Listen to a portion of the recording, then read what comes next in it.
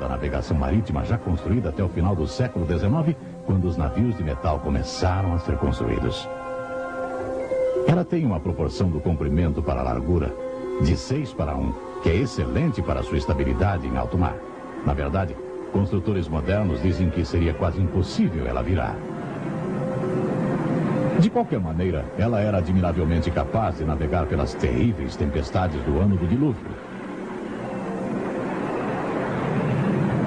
Porém, será que a arca era suficientemente grande para acomodar o número de animais necessários?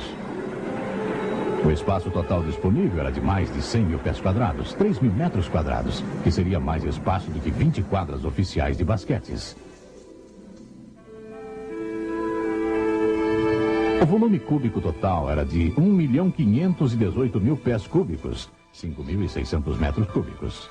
Isto seria igual à capacidade de 569 vagões de carga de trens modernos.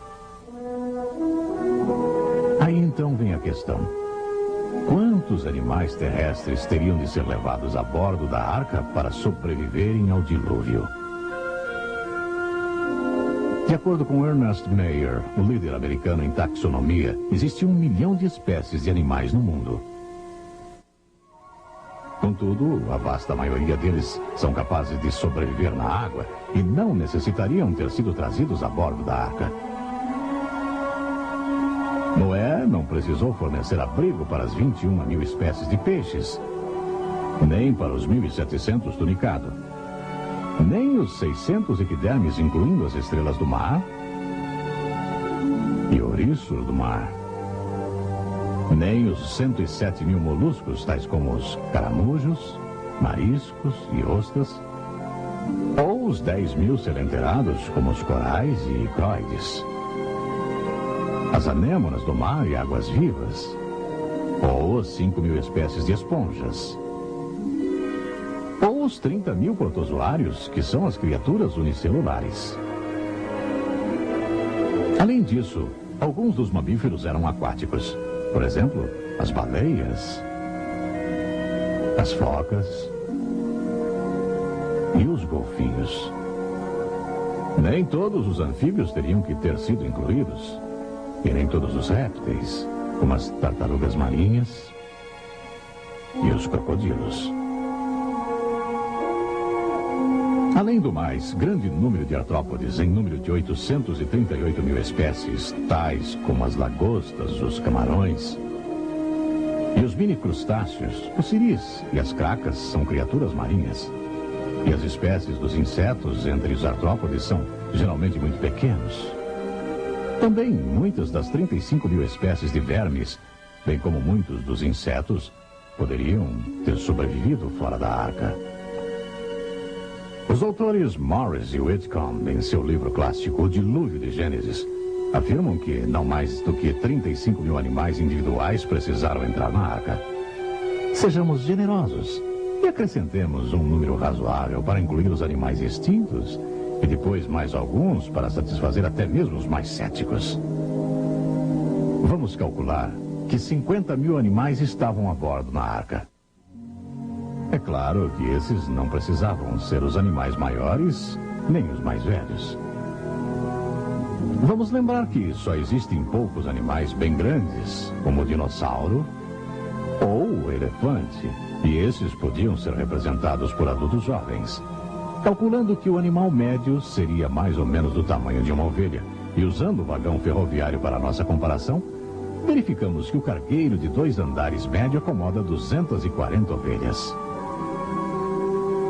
Assim, 3 trens puxando 69 vagões cada teriam amplo espaço para conduzir os 50 mil animais, o que encheria apenas 37% da arca.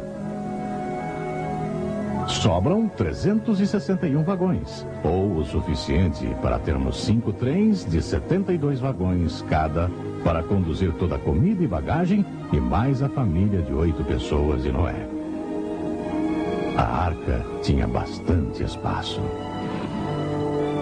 Assim, o maior problema teria sido a construção da arca. Mas a Bíblia indica que Noé a construiu sob uma liderança divina. E não há motivo para acreditar que ele não contratou alguns trabalhadores.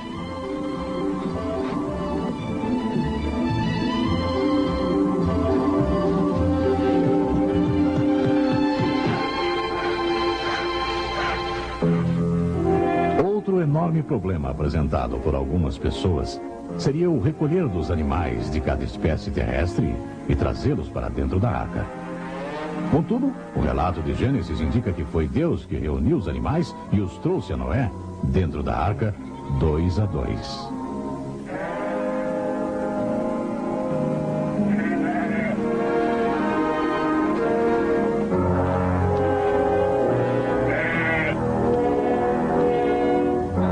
Sugerem que isso pode ter sido a origem do instinto dos animais de migração, e se não o originou, pelo menos o intensificou. Nós também sabemos que a maioria dos animais possuem a habilidade de detectar o perigo e se moverem para um lugar de segurança. Muitos sugerem que os problemas de Noé realmente começaram a partir do ponto em que todos estavam a bordo. Com apenas 8 pessoas para alimentar, dar água e fornecer ar fresco e sanitização para a imensa coleção de animais selvagens por um total de 371 dias. Porém, vários cientistas sugerem que os animais entraram em um tipo de dormência. Dizem que em quase todos os grupos de animais existe pelo menos uma indicação latente da habilidade dos animais para a hibernação. Provavelmente, essas habilidades foram intensificadas sobrenaturalmente durante esse período. Com as funções dos organismos reduzidas ao mínimo, diminuía o trabalho de cuidar deles. Deparamo-nos, pois, com a questão: de onde veio a água? O relato de Gênesis simplesmente diz: no ano 600 da vida de Noé, aos 17 dias do segundo mês, nesse dia, romperam-se todas as fontes do grande abismo e as comportas do céu se abriram e houve copiosa chuva sobre a terra durante 40 dias e 40 noites. Muitos acreditam que antes do dilúvio havia uma estupenda cobertura transparente de vapor que envolvia a terra, colocada ali por Deus no segundo dia da criação, quando ele fez separação das águas debaixo do firmamento das águas sobre o firmamento. Eles acreditam que essa chuva de 40 dias e 40 noites nada mais é do que o colapso dessa cobertura de vapor. Em contraste, os cientistas nos dizem que se todo o vapor de água e nuvens da atmosfera condensasse e caísse na Terra, as chuvas não durariam muito tempo e produziriam uma profundidade média de 2 polegadas, 5 centímetros. Se uma cobertura de vapor de tal magnitude existisse desde o segundo dia da semana da criação até o dilúvio, então as condições climáticas teriam sido bem diferentes das de hoje.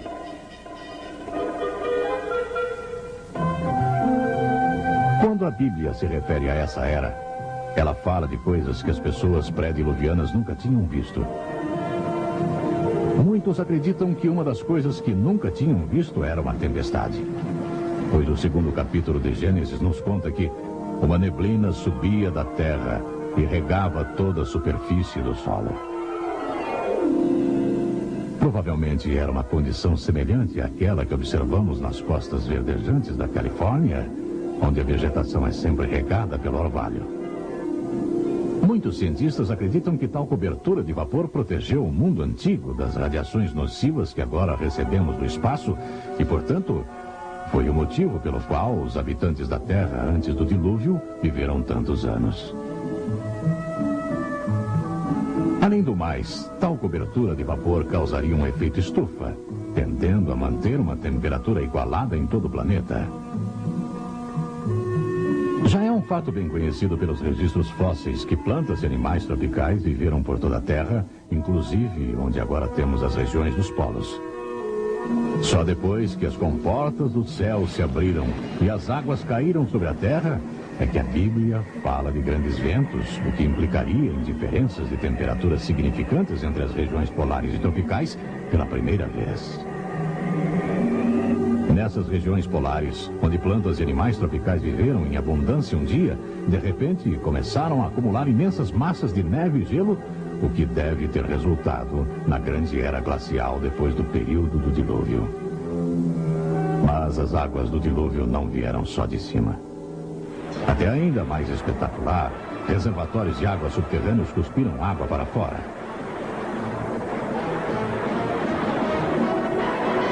romperam-se todas as fontes do grande abismo. As bacias dos oceanos subiram.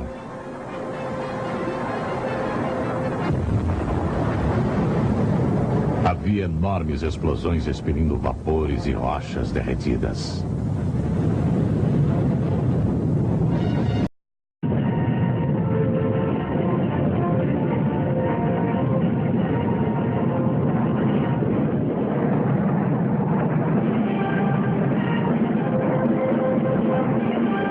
As águas continuaram a subir até 6 semanas mais tarde, onde o dilúvio alcançou o ponto máximo, com profundidade de cobrir as montanhas, que manteve-se assim por 110 dias. Até que as águas haviam destruído todos os seres viventes dos continentes, exceto os que estavam na arca, que receberam um cuidado amoroso especial de Deus. A fase final do episódio do dilúvio inicia-se em Gênesis, capítulo 8, onde lemos que Deus fez soprar um vento sobre a terra e baixaram as águas. Fecharam-se as fontes do abismo e também as comportas dos céus. E a copiosa chuva dos céus se deteve. As águas iam escoando continuamente por sobre a terra.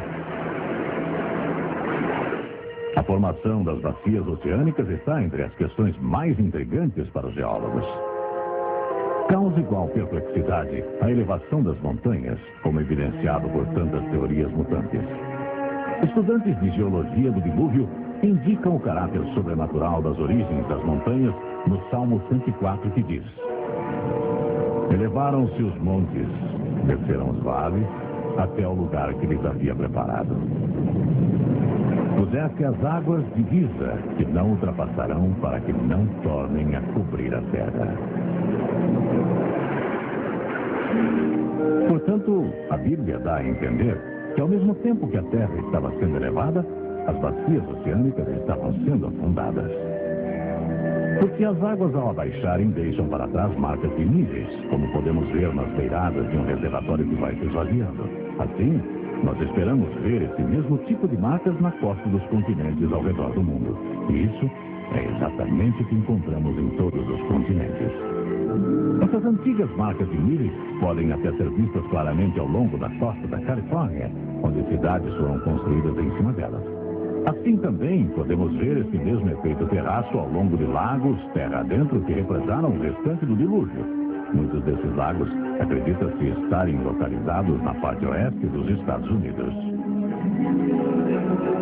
Dentre eles está o Lago Bonneville, que cobriu boa parte do estado de Utah. O Lago Great Salt, sendo um dos ainda restantes. Ele ainda mostra 4 marcas de níveis distintas, sendo a mais alta a 350 metros acima do nível atual. Dentre outros lagos do oeste que possuem águas restantes do dilúvio estão o Lago Lahontan, que cobriu grande parte do estado de Nevada, e o Lago Manley, que cobriu o Vale da Morte. Assim como as águas iam se escoando continuamente de sobre a terra, espera-se ver que as águas cortaram imensos vales na terra fofa e não consolidada ao abrirem caminho às bacias oceânicas a que desceram. E isso é exatamente o que encontramos. Praticamente todos os vales e rios são mais fundos e mais largos do que os seus sistemas atuais necessitam, indicando que uma vez carregaram muito maior volume de águas. Na verdade, a maior parte da Terra está coberta com águas do dilúvio. Mais de 70% da superfície da Terra está submersa a uma média de 3 quilômetros de profundidade. E em certa parte do Oceano Pacífico, a média de quase 12 quilômetros de profundidade. Também existe muita água armazenada na forma de imensos continentes de gelo no Polo Norte e Sul. O dilúvio deixou suas digitais inapagáveis na formação geológica do nosso planeta. Por toda parte, nós vemos camadas após camadas de sedimentação depositadas pela ação selecionadora das águas em movimento. Também encontramos camadas intercaladas de sedimentação e leitos de fósseis. Nós, na verdade, vivemos num vasto cemitério de fósseis. Esses fósseis parecem ter sido formados pelo sepultamento repentino de um tremendo dilúvio que evitou uma rápida deterioração e decomposição em que os minerais reconstituíram suas estruturas celulares. nossos vastos depósitos de óleo, gás natural e carvão são chamados de combustíveis fossilizados. Evidências indicam que eles são restos carbonizados de grandes massas de plantas e animais marinhos que foram varridos e rapidamente sepultados por toneladas de sedimentos.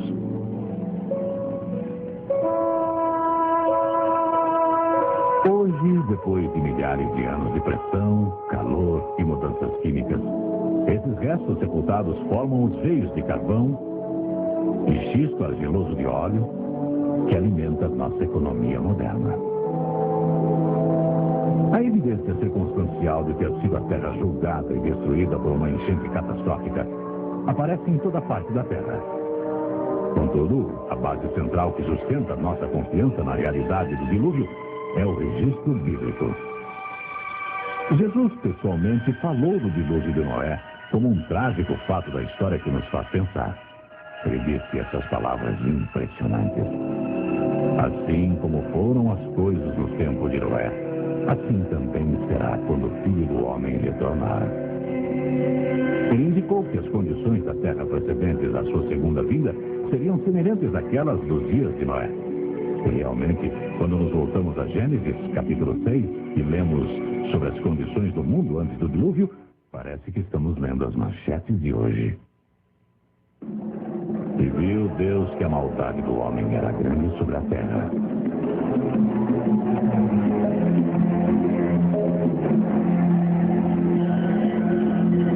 E que toda a imaginação e propósito de seu coração era continuamente mau. A terra estava corrompida à vista de Deus e cheia de violência.